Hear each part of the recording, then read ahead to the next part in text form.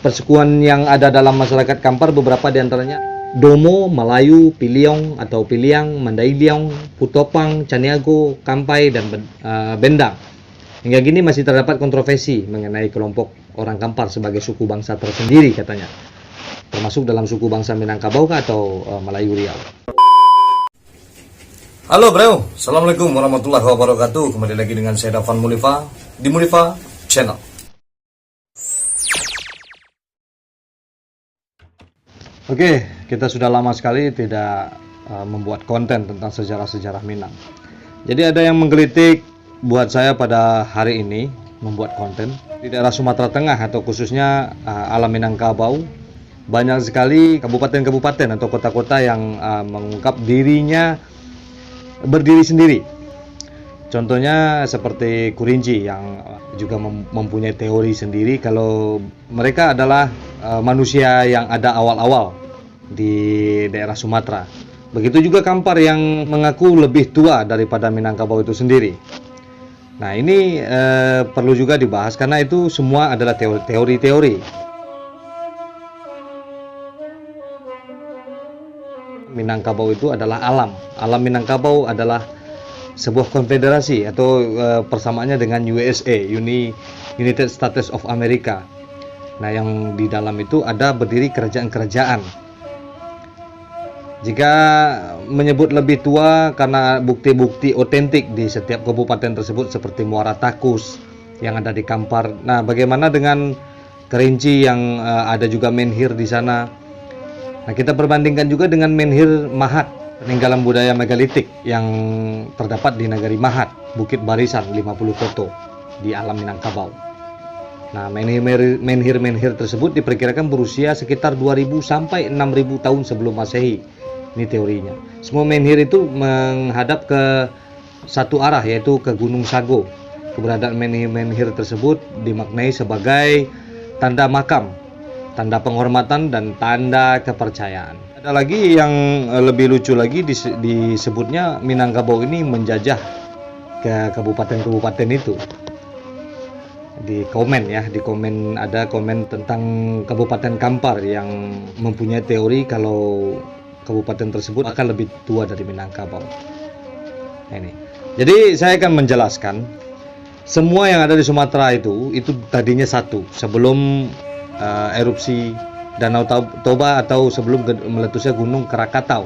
Mengapa semua itu kayak seperti Kurinci, Kampar, Ocu itu saya sangkut pautkan dengan kerajaan alam Minangkabau. Nah, Minangkabau ini adalah nama alam, wilayah dari sebuah sistem hidup dan kehidupan yang memiliki institusi dengan karakter unik dan khas yang disebut adat alam Minangkabau atau disingkat AAM. Sungguh pun demikian, Minangkabau merupakan sebuah nama yang digunakan untuk berbagai keperluan di samping sebagai nama alam. Juga nama nagari, nama kerajaan, nama wilayah budaya, nama adat, nama falsafah dan ajarannya, nama etnik dan bahasa.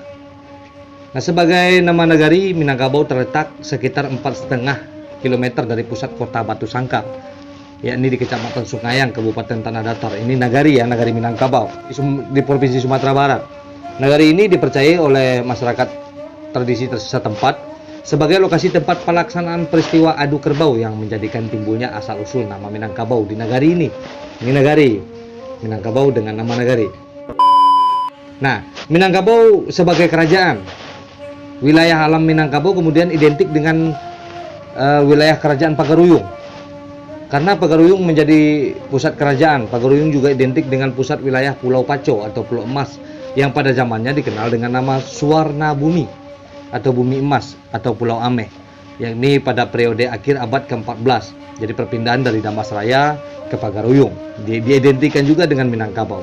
Nah, sebelumnya yakni sebelum bernama alam Minangkabau, daerah ini di dalam Tambo disebut sebagai pusat Pulau Paco atau Pulau Perca. Pusat Pulau Paco ini berproses dari kerajaan-kerajaan awal yang berdiri di bahu Gunung Merapi, Galundi dan Baselo menjadi Galundi dan Baselo, dengan pusat negerinya disebut Koto Batu. Disebut Koto Batu karena singgasana raja dan kursi pada para pembesarnya bersedang terdiri dari batu-batu besar. Kemudian kerajaan ini lenyap ditinggalkan. Komplek persidangan raja itu kemudian juga menjadi tempat pemakaman raja-raja sekarang. dikenal dengan nama Pasemayan Koto Batu atau Persemayan yang kemudian menjadi Persemayaman ya. Nah, ini Minangkabau yang diidentikan dengan Kerajaan Pagaruyung. Daerah ini kemudian tumbuh menjadi dua buah nagari yang dinamakan Pariangan dan Padang Panjang. Pariangan disebut dalam Tambo sebagai nagari Asa, sedangkan Padang Panjang disebut nagari Tuwo. Dalam perjalanannya kemudian bergeser pindah mendirikan Sungai Tarap Bungosa Tangkai, kemudian pindah lagi mendirikan kerajaan ke Bukit Batu Patah, dan akhirnya di Pagaruyung. Hal ini dimungkinkan karena kedudukan kerajaan negeri Pagaruyung menjadi tempat berhimpunnya kedudukan Raja Alam, Raja Adat, dan Raja Ibadat sebagai lembaga kekuasaan tertinggi Kerajaan Alam Minangkabau. Jadi nagari Pagaruyung meningkat pula kedudukannya sebagai kerajaan nagari yang menjadi pusat Kerajaan Alam Minangkabau, sehingga menyebut Kerajaan Pagaruyung sebenarnya yang dimasukkan adalah sebuah nagari yang berada dan menjadi pusat Kerajaan Alam Minangkabau. Contohnya Indonesia yang berpusat di Jakarta, seperti itu. Jadi batas-batas wilayah alam Minangkabau ini selain disebut dengan keterangan yang jelas, mendatar dan tersurat, tetapi juga disampaikan dalam bentuk kias ibarat secara tersirat karena menyimpan makna gagasan yang tersurup atau terendap atau tersembunyi melalui simbol-simbol seperti diungkapkan dalam Tambo. Nan salili Gunung Marapi, saedaran Gunung Singgalang, saputaran Talang Jokurinci, sinan Sirangka nan Badangkang, di sinan Buayo Putih Dagu, sampai ke pintu Rayo Hilia, dari durian di Takuk Rajo, si pisak Pisawanyui, si alang Balantak Basi hingga Ayah babalik mudik, cailiran Batang Bangkawe sampai ke Ombak nan Badabua, Lawi nan Sadidih, Katian Ranah Ayah Bangi, Rao Jok Mapat Tunggul Gunung Mahalintang, Pasisia Banda 10 hingga Taratak Ayah Hitam sampai ke Tanjuang Simalidu. Jadi ini batas-batas wilayah yang meliputi kerajaan alam Minangkabau. Nah, kita akan bercerita tentang orang Kampar. Orang Kampar dalam bahasa Kampar disebut Urang Kampar, adalah suku yang terdapat di Kabupaten Kampar, Provinsi Riau. Mereka biasa menyebut kelompoknya dengan sebutan orang Ocu. Dalam bahasa Kampar disebut Urang Ocu. Penduduknya bertutur dalam bahasa Kampar, lebih dikenal dengan bahasa Ocu yang merupakan salah satu dialek dalam bahasa Minangkabau, mirip dengan dialek di Luhak 50. Nah, secara etnis, sejarah dan budaya mereka sangat dekat dengan Minangkabau. Nah, khususnya dengan masyarakat di Kabupaten 50 Koto. Nah, sebagaimana halnya Minangkabau, masyarakat Kampar juga menganut sistem adat yang dicirikan dengan sistem kekeluargaan matrilineal, dengan budayanya yang sangat kuat diwarnai oleh ajaran Islam, yakni adat bersandi sarak bersandi kitabullah juga. Adat bersendikan hukum bersendikan Al-Quran, yang berarti adat berlandaskan ajaran Islam. Nah, orang Kampar dikenal sebagai suku pedagang dan perantau juga, seperti halnya alam Minangkabau. Mereka bisa ditemukan di sebagian besar daerah Riau seperti Siak, Bengkalis, Ujung Batu, Pelalawan, dan Selat Panjang. Selain itu, orang Kampar juga banyak bermukim di Malaysia, seperti di Kuantan, Pahang, Sabak Bernam, dan Teluk Intan. Bahkan menjadi nama daerah dan sungai di Malaysia yang konon karena banyak warga Kampar yang dulu berdagang di sepanjang sungai tersebut. Jadi Ocu ini istilah yang biasa digunakan untuk menyebut orang Kampar, berasal dari kata Ongsu, berarti bungsu atau anak yang terakhir. Dalam bahasa setempat, tiap urut anak-anak itu memiliki sebutannya sendiri.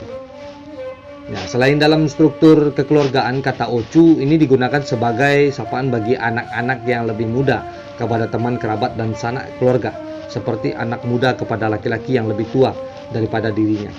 Masyarakat Kampar sama halnya dengan masyarakat Minang, menggunakan sistem matrilineal sebagai salah satu aspek utama dalam mendefinisikan identitasnya. Adat dan budaya mereka menempatkan pihak perempuan bertindak sebagai penanggung jawab harta pusaka dan kekerabatan, garis turun-temurun dirujuk kepada ibu. Sedangkan ayah mereka disebut oleh masyarakat dengan nama Sumando juga, ipar atau Sumondo. dan diperlakukan sebagai tamu dalam keluarga, Abu Dateh Tunggua. Nah, dalam masyarakat Kampar dikenal sistem persukuan atau suku-suku, sama halnya dengan marga dalam sistem patrilineal.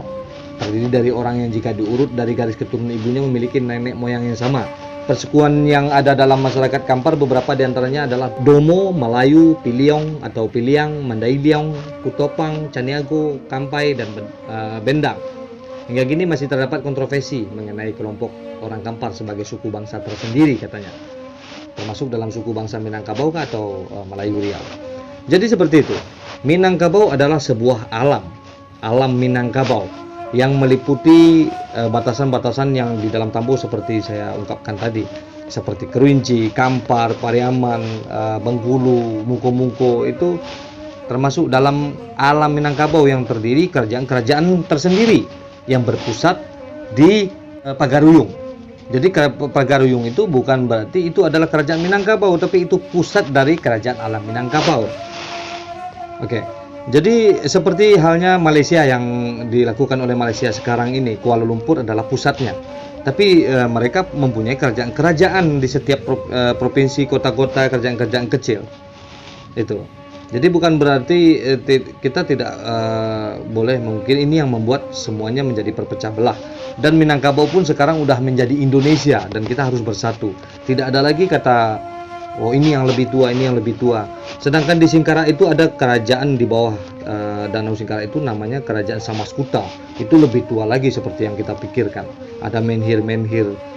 Nah, Muara Takus pun di situ udah Puntahiang dulu berlayar dengan 20.000 tentaranya menuju Sriwijaya yang artinya api kemenangan dari Muara Takus, Candi Muara Takus itu. Sedangkan Minangkabau sebelumnya juga dibahas oleh Profesor Purbo Coroko ya, awalnya dengan nama Minanga Tambuan. Nah, Minanga Tambuan ini bahkan ada Puntahiang sampai ke daerah Palembang, Jambi dan sekitarnya.